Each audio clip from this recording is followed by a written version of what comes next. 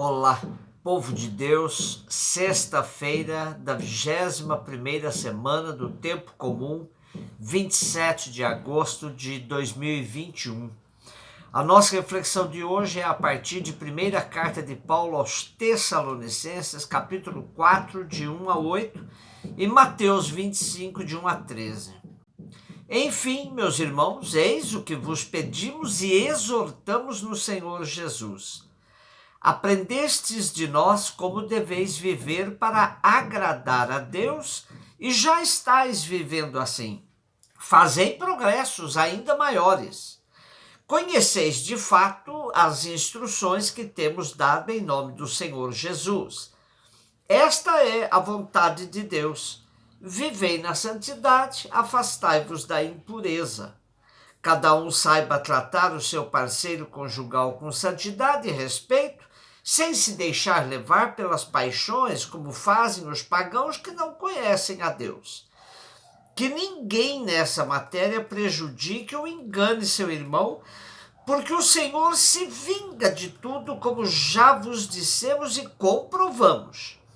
Deus não nos chamou à impureza, mas à santidade. Portanto, desprezar esses preceitos não é desprezar um homem, em si a Deus que nos deu o Espírito Santo. Depois de ter dado graças pelo fato de os tessalonicenses terem acolhido a palavra no meio de perseguições movidas pelos seus compatriotas, Paulo os exorta a buscarem a santidade, com vigilância e amor fraterno. Nossa perícope de hoje se constitui numa exortação firme aos tessalonicenses para que vivam segundo a vontade de Deus, que é a vida em contínua busca de santidade. Vejamos que Paulo desenvolve nesta primeira carta à comunidade de Tessalônica o que significa a vida cristã, que constitui no cultivo de três virtudes: fé, amor e esperança. Paulo reconhece e reforça a atividade de vossa fé, o esforço de vossa caridade e a perseverança da vossa esperança, diz ele. Na exigência da fé cristã autêntica, Paulo insiste para que se afastem dos costumes pagãos e, em relação ao amor, Paulo vê como consequência natural de quem tem fé, pois o amor é a forma ativa da fé. E quanto à esperança, trata-se de uma espera esperançosa na grande vinda do Senhor, mas que se manifesta na constância e fidelidade em relação aos valores da vida cristã. Viver na santidade consiste, para Paulo, no afastar-se firmemente de todas as impurezas, inclusive na vida conjugal, onde o que deve prevalecer é o amor, o respeito um pelo outro e não as paixões desordenadas. É claro que ainda temos aqui uma visão de Deus bastante fincada na velha tradição judaica, um Deus que castiga, que se vinga quando não nos tratamos com respeito. Ora, o respeito no relacionamento entre os irmãos, a ética no comportamento, devem ser próprios de quem assumiu o seguimento de Jesus. Portanto, devemos assumir essas verdades como decorrentes de quem ama a Deus e aos irmãos, mas não por medo de vingança de Deus. O medo serviu como pedagogo para mentes fracas e inseguras, mas para quem reconhece em Deus a fonte de todo bem e misericórdia, o medo se torna mau conselheiro.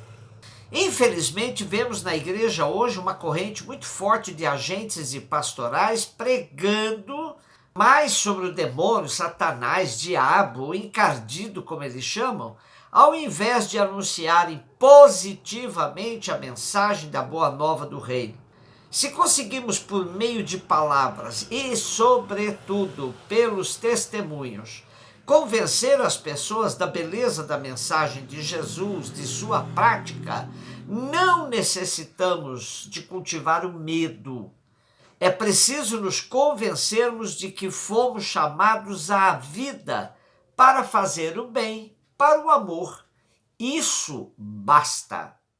Mateus 25, de 1 a 13, disse Jesus a seus discípulos esta parábola: o reino dos céus é como a história das 10 jovens que pegaram suas lâmpadas de óleo e saíram ao encontro do noivo.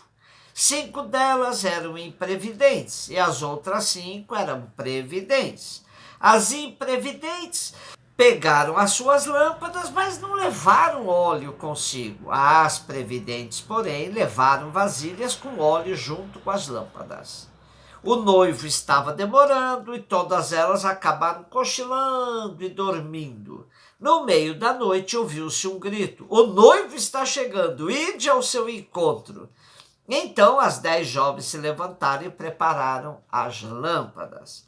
As imprevidentes disseram às previdentes: dai-nos um pouco de óleo, porque nossas lâmpadas estão se apagando. As previdentes responderam: de modo nenhum, porque o óleo pode ser insuficiente para nós e para vós.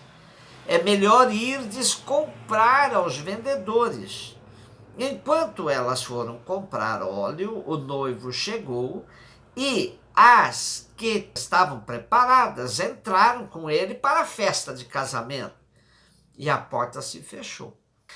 Por fim chegaram também as outras jovens e disseram: Senhor, Senhor, abre-nos a porta. Ele, porém, respondeu: em verdade eu vos digo, não vos conheço. Portanto, ficai vigiando, pois não sabeis qual será o dia nem a hora. A exemplo das parábolas do servo fiel que assumiu o seu trabalho, independente de ter o seu patrão por perto ou não, e que ficou na vigilância, hoje temos mais essa parábola que nos chama a prudência e também ficarmos vigilantes.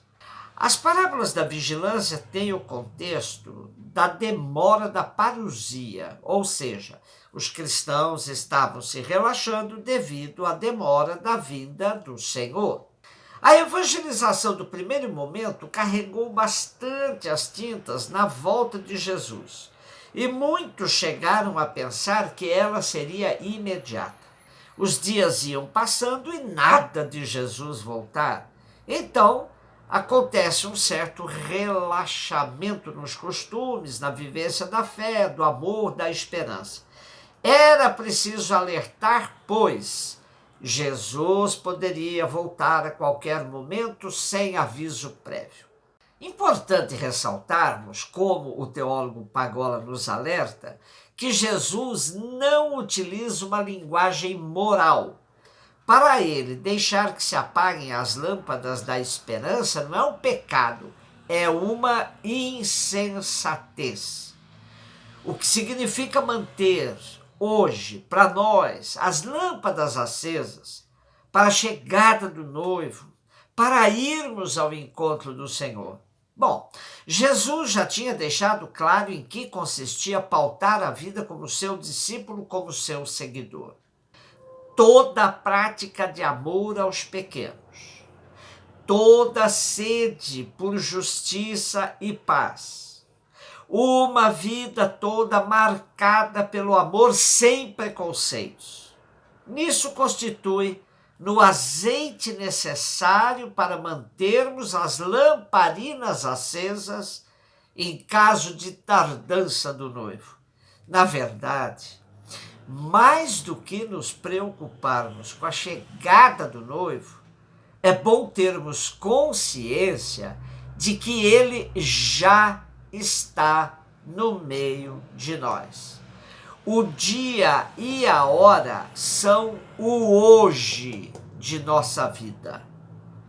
Como cantamos tanto em tempos idos, quem sabe faz a hora, não espera acontecer. Um beijo no seu coração.